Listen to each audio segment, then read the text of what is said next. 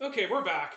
Hey, folks, this is Storm once again doing my final Breath of Fire 2 guide, and we're going to be covering the secret character who's also returning from the first game, and who's probably very well known as the Legend of Breath of Fire, that being Blue, aka Dias, if you're familiar with the actual translation for the name. Anyway, we're going to go over and cover Blue's strengths and weaknesses, and we're going to be covering that right now. So let's go ahead and, well, in addition to strengths and weaknesses, we're going to also cover her field and combat abilities, spells, and end-game recommended equipment for her. I should probably point out right now that she does not have any shaman fusions like Ryu does, so she cannot fuse with any of the shamans. So she and Ryu are the only party members that cannot fuse with them at all. But anyway, we're going to go ahead and cover Blue right now, so let's get started. So Blue is pretty much your secret character for Breath of Fire 2, and even though she starts off with typical stats for Mage, by the time she gets to level 50 and beyond, she will arguably be the most strongest, if not most powerful party member the player gets access to in Breath of Fire 2. So whereas most party members will stop getting stats at level 50 and get sporadic bursts every now and then, Blue will continue to get most of her stat gains up until she gets to level 99. She might, last time I checked, she'll eventually stop before level 70 or so, but I could be wrong. So one thing to keep in mind though is that Blue becomes more powerful, even though her strength's at 171 by the time she gets to level 50. Look at her ridiculous stats right here. I mean, arguably her best one is Wisdom, her second best being Luck, and then of course Agility being her third best. But even then, her stamina and strength are ridiculous. It even puts Nina to shame in general. But technically, Blue can do it all if you dedicate yourself to maximizing the party's stats as well as levels. In fact, Blue might not even need stat boosting. She could probably max out most of her stats on her own, pretty much. Just simple level ups. But overall, she's actually a very powerful character. She does get very powerful spells, unlike Nina. The only downside with Blue, she does not get any beginner spells, with the sole exception of Bomb, of course. And she gets a few debuff spells, and she also has the Almighty Attack Up spell, which is actually pretty darn good. Even agility up and defense up. Of course, agility up doesn't really work in regards to the SNES version, but I think it was fixed in the Game Boy Advance version. I could be wrong though. But overall, once you get the Blue to level 50, she freakishly pop becomes a freakish powerhouse and lives up to her status as a legend. So being one of the returning characters from Breath of Fire 1, she definitely lives up to being arguably one of the most powerful beings in general in the entire series, or at least in the games that she's featured.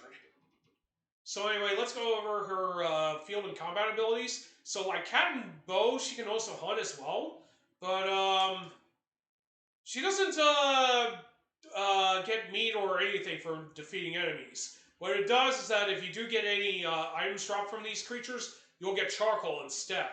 So this actually makes Blue a rather poor choice for hunting in general. But if you don't want to deal with hunting animals at this point, you just want to see what Blue does in combat. I mean, field ability, it's okay for last, but other than that, if you're serious into hunting down creatures for roast and whatnot, I would strongly recommend having your bow or cat do that.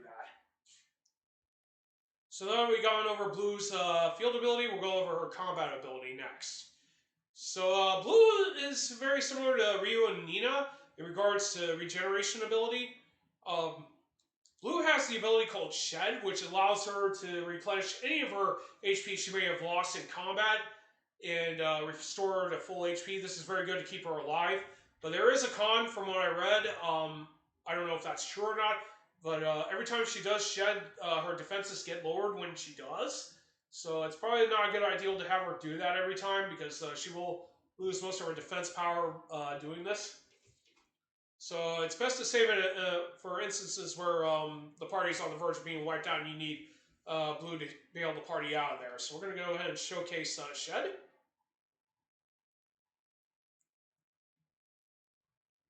Of course, we don't refill HP, but as you can definitely tell, she did take some damage, well, a little bit more than she would have normally have done. Anyway, so that's Shed for you. So we're going to get out of this battle, and we're going to go over her spells next.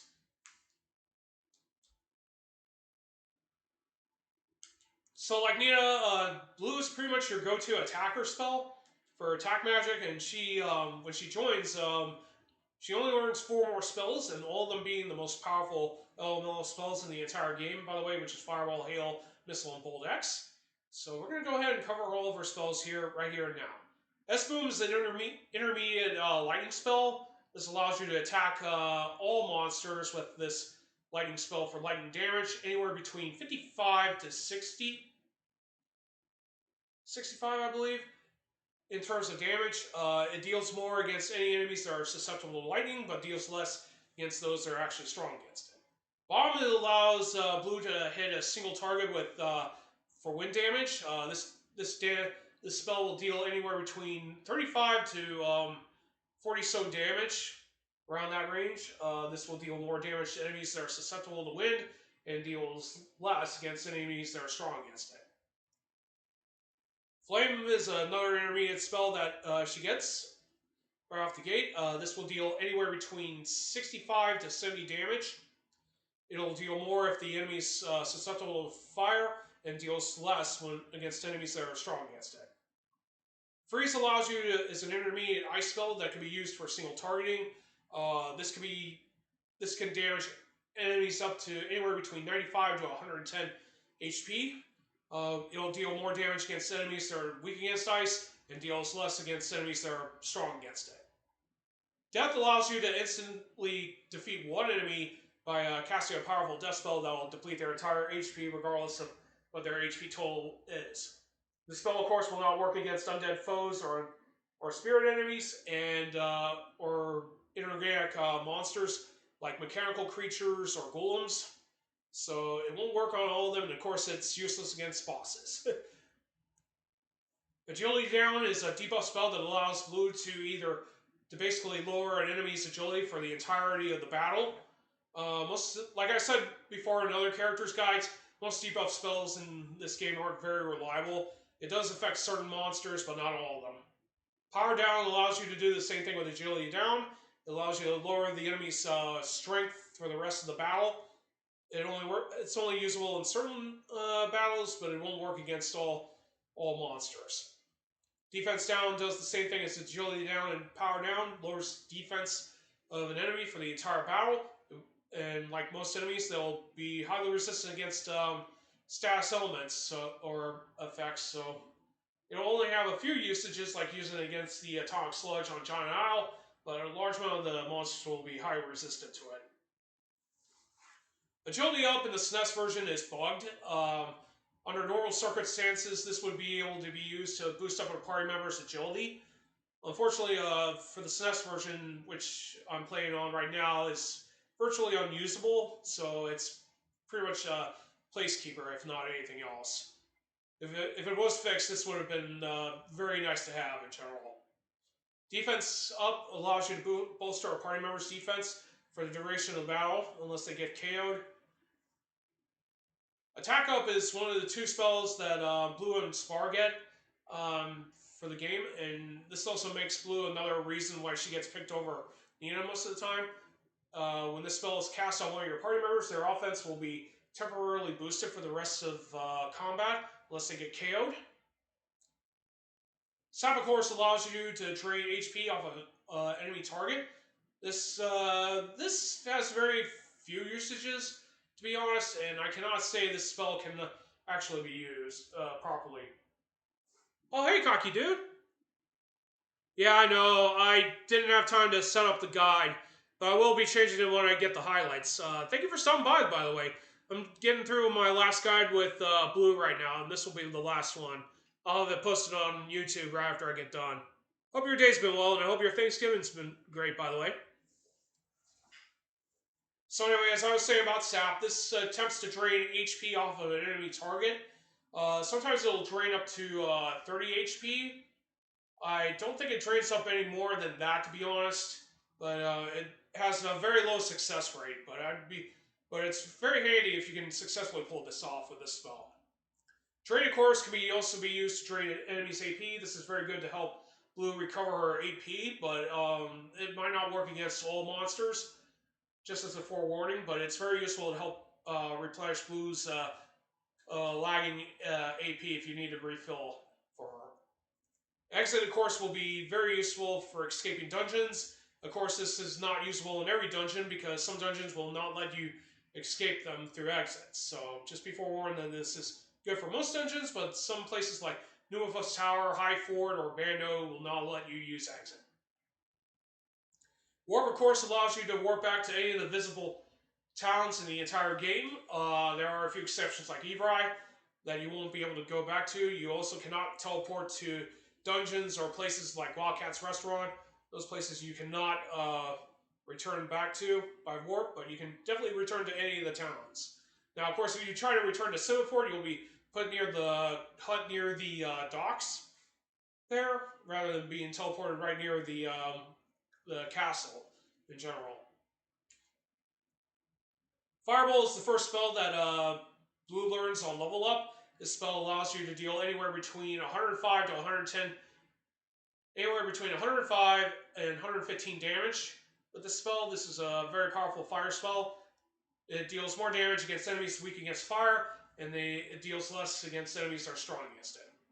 Hail, of course, is your strongest ice spell, and this is the only ice spell in the entire game that attacks all enemies. And this spell will deal anywhere between 105 to 110 damage. Deals more damage against enemies that are strong against. Deals more damage against enemies that are weak against ice spells, and deals less against enemies that are strong against it.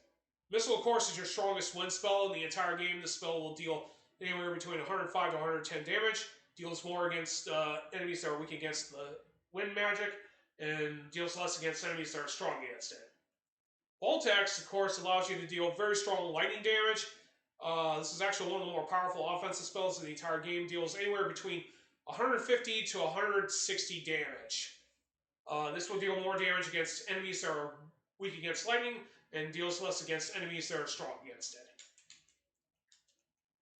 So anyway, we're going to go ahead and cover Blue's official endgame equipment. She shares pretty much the same endgame equipment that Nina does, namely with Immoral Ring and Nose Rope. But unfortunately, only one of them can equip it, so if you want to give Blue those, I would strongly recommend it if you enjoy using her over Nina. I just usually give those to Nina instead of Blue, since Blue gets most of her stats maxed out over the party anyway, so she can actually make do with all this gear that you see her here. Amber Ring is also a pretty decent final weapon. You can buy these at the Knight Rider Armory and Berettas Armory. Same goes with the Mother Robe. You can also give her a Noise Robe instead if you want. She can also make do with Holy Shield and Sun Mask. Those are also purchased at either the Knight Rider Armory or Berettas Armory. Now, if you're looking to win skull bracelets or get one from Evrai, you should definitely give this to her or Blue. Nina. This can actually help bolster her chances of landing critical hits with her attack spells. Any of the other accessories can work with her, especially like Iron Bracelet for more defense. Of course, if you want to protect her from status elements, I recommend Karma Bracelet because that will protect her from zombie. Shiny Bracelets if you're willing to challenge Croakings over at Giant Isle. Those are definitely well worth giving to her as well to protect her from status elements. But technically, just about any accessory can pretty much work well for her. Wise Hoop would be definitely good for her since she'll want critical hits with her spells. So having some additional wisdom will definitely help out. Okay, so that's going to conclude the guides for Breath of Fire 2. I am very glad that I got to do these guides, not to mention do the playthrough for this game without boosting up any of the stats. But next time when we come back to Breath of Fire 2, we are going to try to win the Nine-Tail Whip, and then get our party members powered up before we go fight Death Even for the final time. And then when we do post-game, we're going to max out all party member stats. So anyway, that's going to be it for me today. I'll be back a little bit later on for Final Fantasy VI Pixel Remaster. So I will catch you all later, and I will have these guides highlighted and posted on my YouTube channel. So be sure to check that out. And I will try to spread the word through my social media links thereafter. So anyway, I'll see you all later for Final Fantasy VI a little bit later. This is Storm 331 signing off. Have a great day. Take care, and I will see you all next time.